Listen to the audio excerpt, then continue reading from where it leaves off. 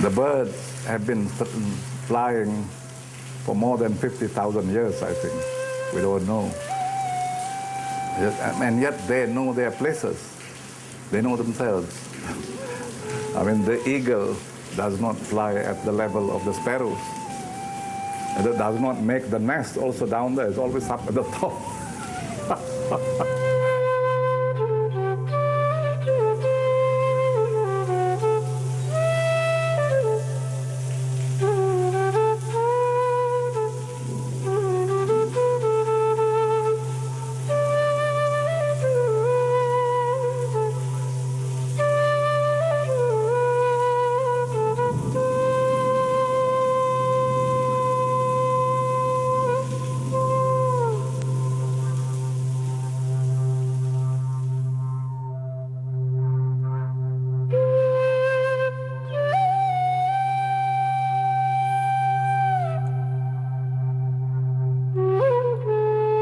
الرحيم والصلاة والسلام على أشرف الأنبياء والمرسلين وعلى آله وصحابته ومن تبعهم بإحسان إلى يوم الدين. الحمد لله. نتشرف اليوم بمجالسة أحد أكابر علمائنا وفلاسفتنا السيد نقيب العطاس، وهو أستاذ عظيم في الفلسفة الإسلامية وكذلك في التاريخ ماليزيا وعدة أشياء أخرى.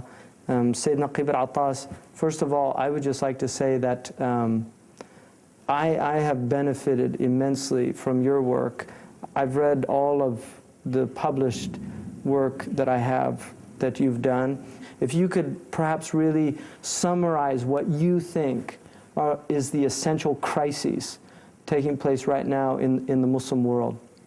I said it is the loss of adab, but of course the word adab that I'm using, I think I have understood it according to what I understand to be perhaps the very early meaning of that word. Adab is a reflection of wisdom, because this comes from the knowledge of the prophets. It is not something you get from universities or even from knowledge, because people sometimes have knowledge but have no adab. But therefore this adab, the way I have understood it and defined it is acting in conformity with justice, yes? But I'm talking about the main justice as the virtue, actually, the final virtue, the culmination of all virtues. Already the Quran said, Inna Allah ya'murukum an tu'addul amanat ila ahliha. Wa idha hakamtum bainan nas an tahkumu bil adl. There are 4 terms already that are very important there. First of all, amr. Yes, it is a command. It is a command. The command meaning something to do with commands and prohibitions. When you talk of command, you speak of law. Because people are not living in a state of nature. Yes. You see? I mean, law can only happen when people have commands and prohibitions. And they submit and so to on it. And so forth. Yes. I won't go into the details of that. The second word is the ahli. Obviously, it refers to people who are experts, who are authorities. And the Quran mentioned ulul ilm, ulul absar, ulul albab. These are the people who are in authority. And of course, those set in authority above you could mean also just governments as well, isn't it? Yes. And then you have hakam. And that's where the wisdom comes in, because this is from hikmah, isn't it? Yes. وَإِذَا حَكَمْتُمْ بَيْنَ النَّاسِ أَن تَحْكُمُوا بِالْعَدْلِ. So this hakama, this wisdom, what is this wisdom really? The way I have understood, because I contemplated on these things, wisdom is the knowledge that tells you about the proper places of everything. Of course, all prophets have wisdom. The Quran said they are given the kitab wal hikmah. And some who are not prophets also were given wisdom. The Quran says, isn't it, that Allah subhanahu wa ta'ala gives wisdom to whomsoever He pleases. And those who are given that is given the very great good. The Quran mentioned Luqman as being given wisdom. And I suppose myself that some of these ancient philosophers, they were not Muslims, but they were given wisdom. Because wisdom, you have what I talk about the theoretical, I talk about the practical wisdom. I think in their case, their theory and the practice deals mainly with the world of empirical things, like Aristotle and so on. They are dealing mainly with things. I mean, it's obviously through wisdom that they elaborated and classified logic, knowledge. All these things must come from wisdom, from Allah subhanahu wa ta'ala. Although maybe they themselves did not realize that. They think it's coming from their own minds, yes? You speak about logic, you speak about genus, difference, species. Now, why? Of course, they observe. They can see that, you know, there are all kinds of things in this world. There are things that grow. There are things that, but then cannot move, like plants and so on. There are things that also grow, but they can move, animals and so on. And then from there, gradually you have genus, species, difference, isn't it? Yes. So all this is part of wisdom, obviously. Recognizing all yes, those and that's what I said, the knowledge of the proper places of things. That means everything has got a proper place. Yes. That also is from the Quran. The Quran says about this thing, that there is maqam ma'loom. Yes?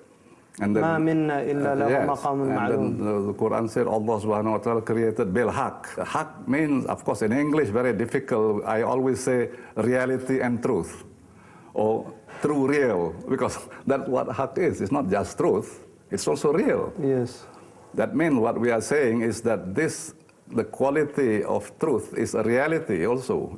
It's not just relative. Truth is not just propositional. Yes.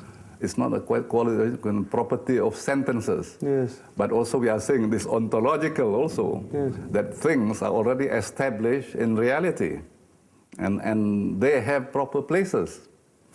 You see, and therefore wisdom is knowing how to deal with these things, to put them in the proper places in our minds. And this adab is conformity with that knowledge. When you conform to the proper places of things, then that action that you do, that is what adab is about. So, and if, for example, you do that, then the condition that results from that is justice. The word adl. Yes. Therefore, justice is a condition of things being in their proper places. Now, that is what is lost in the Muslims. There is an attack on authorities, except governments. But governments sometimes are unjust. وَلِيُّ الْأَمْرِ مِنْكُمْ, it doesn't refer only to them. And a lot of them are not really that alim like the ones in the past. They are only restricting knowledge to fiqh, to law, jurisprudence. And that is why, I mean, during the last 300, 400, 200 years, they are emphasizing on that, on law. And when you speak about legal matters, it's connected with politics. And therefore governments are allied to this. The intellectual, well, that one they put aside, as if they already know, as if it's not important. That's why they cut off from the past. This gentleman by the name of Jamali, who was a minister of state at one time of Iraq, I gather. But he's an elderly man with white hair, and he said, "Professor, why you are talking about the past? The past is dead." So I said, well, I think it is the present that is dead. The past is very much alive, really, I said. Because look at, for example, a man like Ibn Manzur, just one man produced a dictionary like that, the Lisanul Arab, which is about 25 volumes, and it's most authoritative, and one man produced that. That's in the past, that's in the 14th century. And you now, today, I said, you cannot do that. Even with a committee. Even if you assemble yourself together, yes, you cannot produce like that. And therefore, this attacking the past as if it were dead, looking at Islam as if it is something dead, as if what we need now is a resurrection, this this attitude that you're cutting yourself off from roots. Trees do not grow without roots. You know, and the trees that have really roots, big trees, they don't move. And the Quran speaks about trees, isn't it? Yes. The Quran speaks about trees, that it is a word of truth. The Quran talks about trees. Kashajaratin tayyibah. Yes? Can I stop for a while? I want to say something. Yes. But because it's going to rain, I hope your shoes.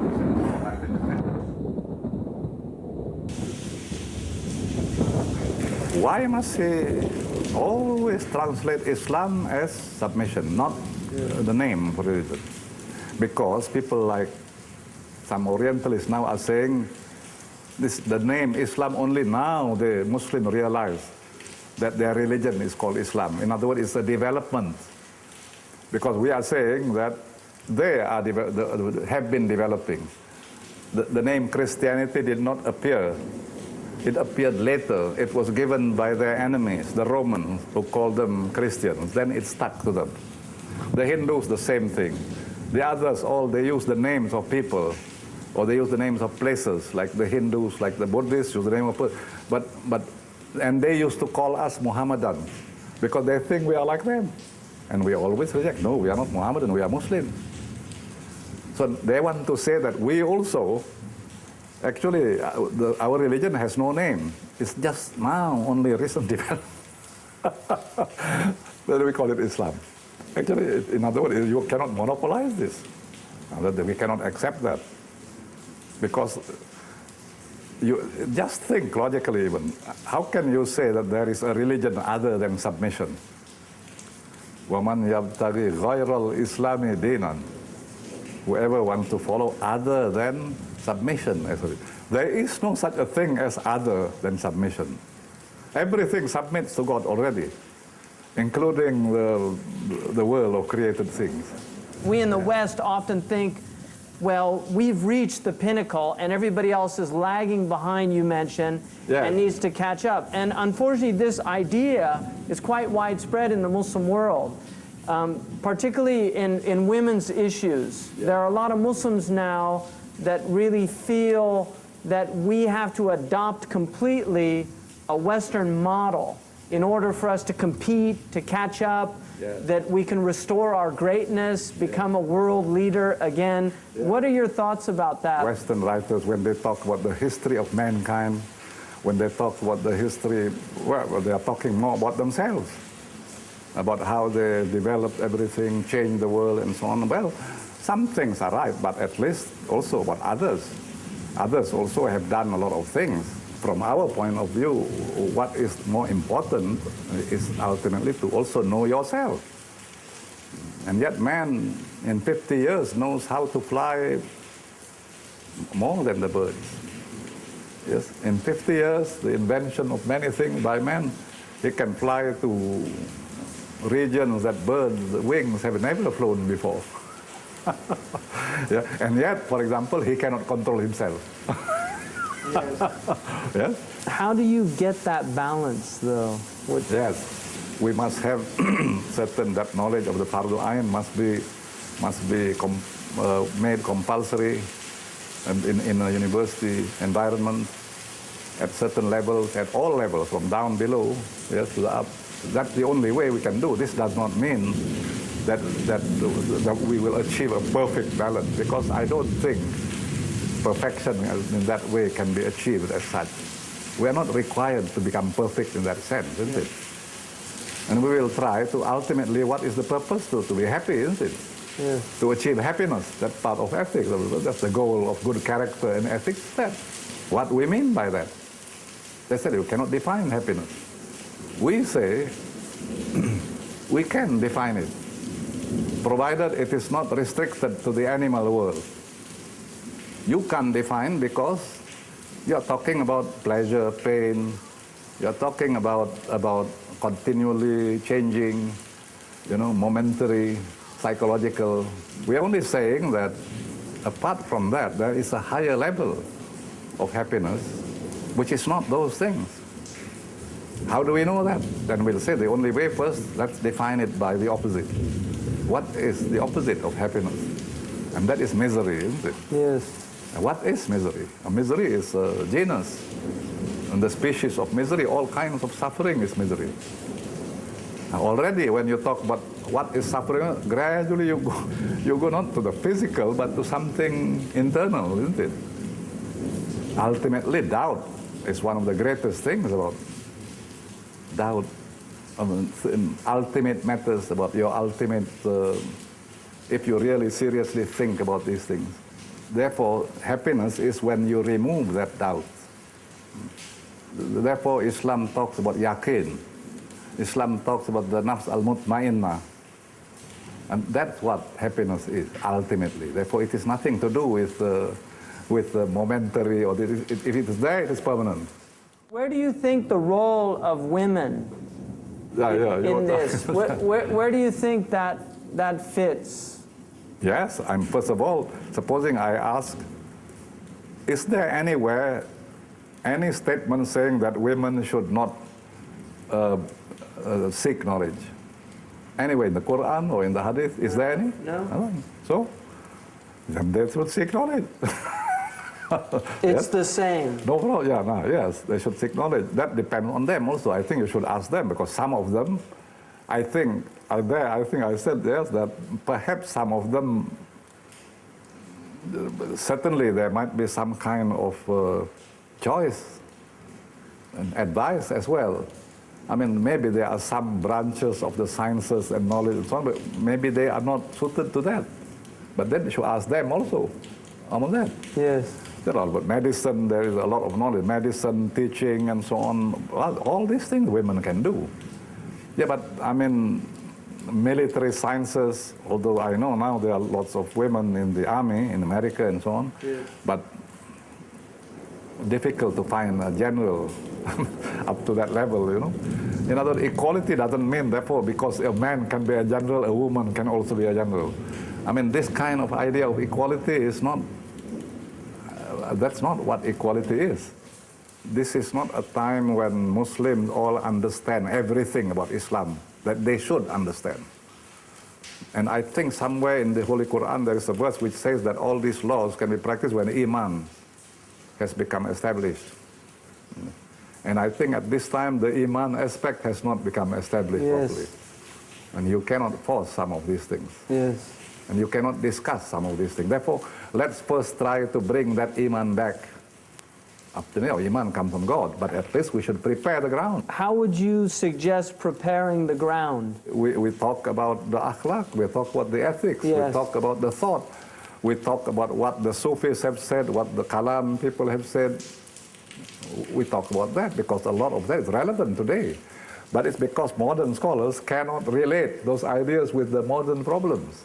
Your influence has been immense, and it's yet to be recognized. I think that it's for these coming generations will see that if they'll do the work, if they'll do the archaeology of the ideas, I think they'll end up in the rock bed of Sayyid Naquib Al-Attas for a lot of the really brilliant ideas of our time in many things. And some of our students before, it was the students from here, they understood when they went to America, they studied with Ismail Faruqi at Temple University. Yes. And there are some people from Afghanistan, from the Arab world and so on.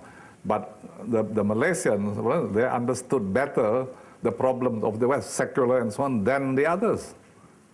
You know, there's one question, why is it in Malaysia? I said, first of all, of course, one answer is because I am here.